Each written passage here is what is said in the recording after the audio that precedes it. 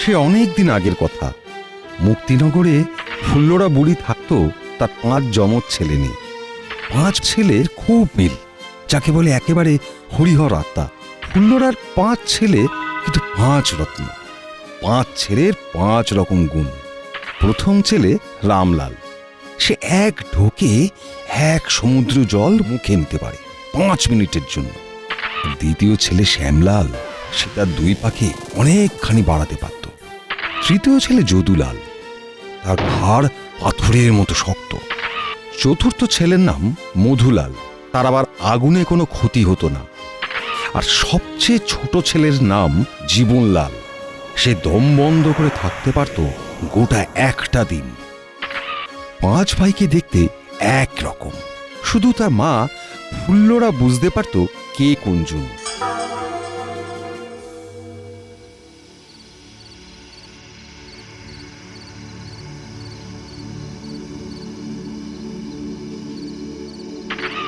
পাঁচ ভাই গভীর রাতে সমুদ্রে মাছ ধরতে যেত।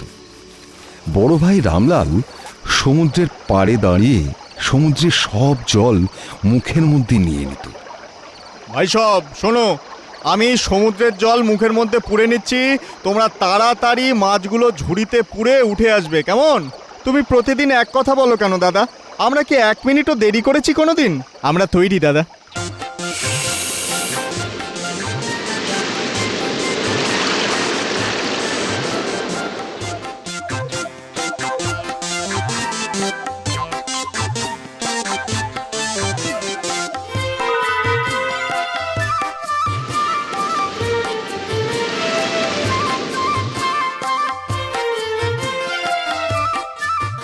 আজ জীবনের পালা, ছোট হাটে যাও।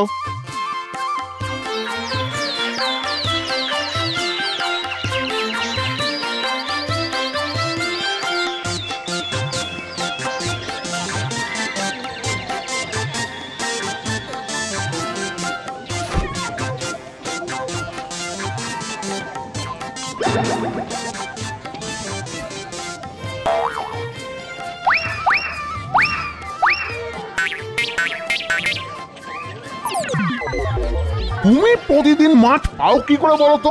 কই কই আমরা তো পাই না। হ্যাঁ, নিশ্চয়ই কিছু জাদুটোনা করো না। না না না, আমাদের বলতেই হবে কি করে তুমি প্রতিদিন এত মাছ ধরো, বলতেই হবে। কাল ভোর রাতে তোমরা এসো, তোমাদের মাছ ধরিয়ে দেব। জীবনলাল বাড়িতে গিয়ে সব কথা বলে। সব শুনে রামলাল রাজি। পরদিন সব জেলে সমুদ্রে এসে হাজির। বাকি 4 ভাই আজ কিন্তু আসেনি। একা রামলাল ওদেরকে বলে, দেখো, আমি 5 মিনিটের জন্য সমুদ্রের জল মুখের মধ্যে ঢুকিয়ে নেব। তোমরা 5 মিনিটের মধ্যে সমুদ্রে যত মাছ আছে সব ধরে নেবে, কেমন? আবার বলছি, 5 মিনিটের বেশি আমি জল ধরে রাখতে পারবো না, বোঝা গেল? ঠিক আছে, তুমি চিন্তা করো না তো, কোনো চিন্তা নেই।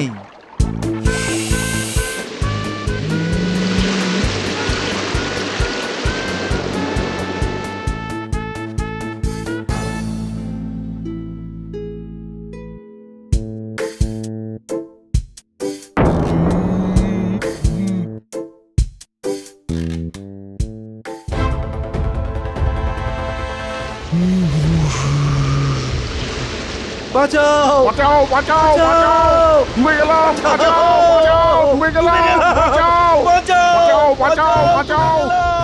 গ্রামে হাহাকার নেমে এলো। জেলেদের পরিবারের সবাই রামলালের নামে রাজার কাছে নালিশ জানালো। সব শুনে রাজা রামলালকে বলল, এদের কথা সব সত্য রামলাল। তুমি মুখের জল ছেড়ে দিয়ে এতগুলো মানুষকে ডুবিয়ে মেরেছো। সত্যি মহারাজ, সত্যি। কিন্তু আমি যদি জল না ছাড়তাম তাহলে আমি গলা ফেটে মরে যেতাম। আমি ওদের বারবার বলেছি আমি 5 মিনিটের বেশি জল ধরে রাখতে পারবো না, তা ওরা কেউই কথা শোনেনি। তাই বাধ্য হয়েই আমাকে সমুদ্রের জল ছাড়তে হয়েছে। আর তাই এরকম একটা ঘটনা ঘটেছে মহারাজ। এতগুলো মানুষের জীবন হানির জন্য আমি তোমাকেই দায়ী করব। তোমাকে সমুদ্রের জলে ডুবিয়ে মারা হবে। তোমার শেষ ইচ্ছা কি বলো? রাজামশাই, মরতে যখন হবে তখন আমি আর কোনো বিরোধিতায় যাব না। শুধু মরবার আগে একবার আমি মায়ের সাথে দেখা করতে চাই। ঠিক আছে, তাই হবে।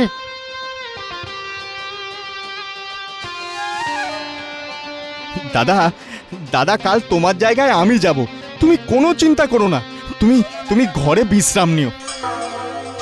শ্যাম গেল সমুদ্রে ডুবে মরতে। রাজামশাই এলেন, সাথে রাজ্যের প্রজারা এলো শাস্তি দেখবার জন্য।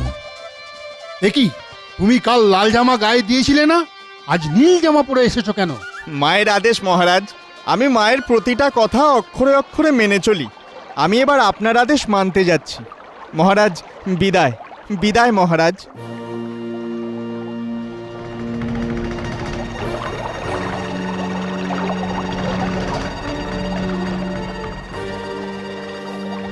এই এই এটা কিরকম হলো? পায়ে কি রবার লাগানো আছে নাকি গো? হ্যাঁ হ্যাঁ কি গো? হ্যাঁ সমুদ্রের জল রামের তো কিচ্ছুটি করতে পারলো না, জাদুটো না জানে বোধ হতিছে।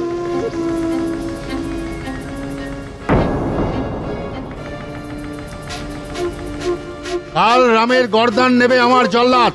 বলো বলো বলো বলো, তোমার শেষ ইচ্ছা কি বলো? কাল কাল সারা রাত আমার মা কেঁদেছে মহারাজ। আমি আমি শুধু মাকে একটু দেখে আসি মহারাজ। মহারাজ এ ভিন্ন আমার কোনো চাওয়া নেই। বেশ, তাই হবে। তবে কাল সকালেই তোমার গর্দান নেওয়া হবে।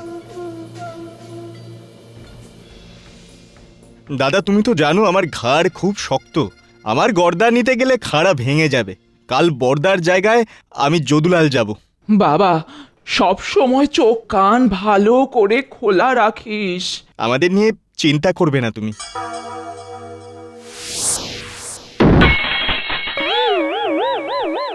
এটা কিরকম হলো? এ কি সর্বনাশ কাণ্ড চলছে গো? বলি হচ্ছেটা কি? হ্যাঁ, এইরকম তো কোনো কালে দেখিনি। শোনো প্রজাবৃন্দ, কাল রামলালকে আগুনে পুড়িয়ে মারা হবে। মহারাজ মহারাজ আগুনে আমার নিস্তার নেই আমি জানি, তাই মায়ের সাথে শেষবারের মতন দেখা করে আসতে দিন। ঠিক আছে ঠিক আছে, এক রাতের জন্য তুমি মায়ের কাছে থেকে মাকে দেখে এসো। কি হচ্ছে বলো দেখি? কিছুই তো বুঝে উঠতে পারছি না গো। হ্যাঁ জলে ডোবালো, পা লম্বা হলো, হাড়ি কাটে মাথা দিল, খাড়া ভেঙে গেল। ওই রামলাল জাদুটো না জানে। হ্যাঁ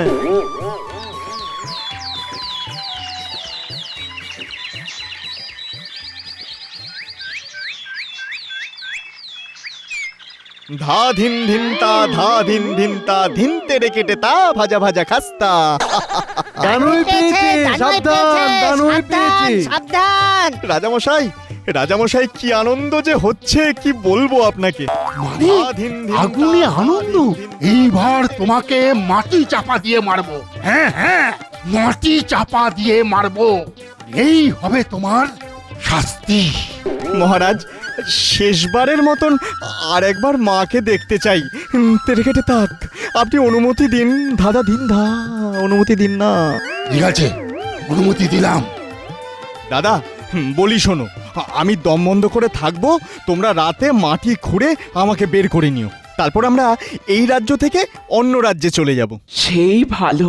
তবে বাবা জীবন, সাবধানে থাকিস, সাবধানে থাকিস কিন্তু। ওমা তুমি চিন্তা করো না।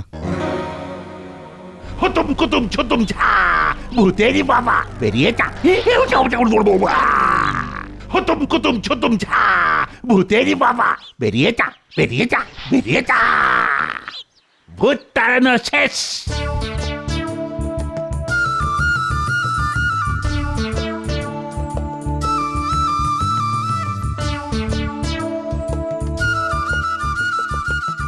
এবার গর্তে ফেলে দিন, ফেলে দিন। অবশেষে পাপের শাস্তি হয়েছে। এই চলো সবাই।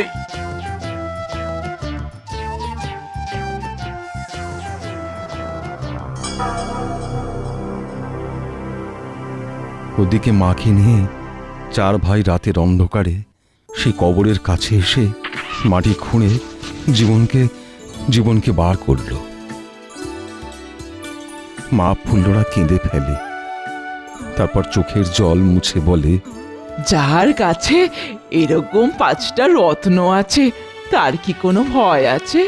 অন্য কোথাও গিয়ে শুরু করব নতুন করে। চল বাবা চল।